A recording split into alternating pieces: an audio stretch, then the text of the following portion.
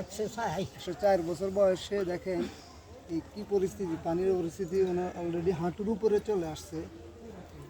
পানি বন্যার্থদের এরিয়া, ওনার মতো বয়সে এটা পুরোপুরি অযোগ্য হয়ে গেছে চলাফেরা।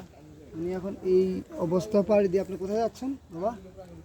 চন্দ্রগঞ্জ যান। আচ্ছা, এই এলাকাটার নাম কি একটু আপনি বলেন তো, কোন থানা? বেগমগঞ্জ থানা, কোন ইউনিয়ন? 4 নম্বর আলেয়াপুর ইউনিয়ন। আচ্ছা, এখন আপনি যে এই যে চলাফেরা করেন, আপনার 104 বছর বয়সে আপনি কি কোনো প্রবলেম হচ্ছে? অনেক প্রবলেম হচ্ছে না? এইটা তো এই যে আপনাদের এই এতগুলো পানি, বন্যার পানি, আপনার বাসায় কে কে আছে?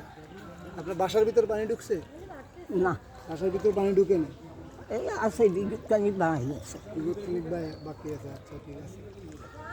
এখন আপনাদের এই যে অবস্থায় দুর্ভোগ অবস্থা, এইটার জন্য একমাত্র আল্লাহর কাছে ছাড়া আপনারা কিছু বলতে পারবেন না। এটা অনেকের হয়েছে, শুধু আপনার না, এখানে হাজার হাজার লোকের হয়েছে। হ্যাঁ, আল্লাহর কাছে শুধু নামাজ পড়ে দোয়া করেন, আল্লাহর এই বিপদ থেকে আপনাদের তাড়াতাড়ি পাই যায়। ঠিক আছে?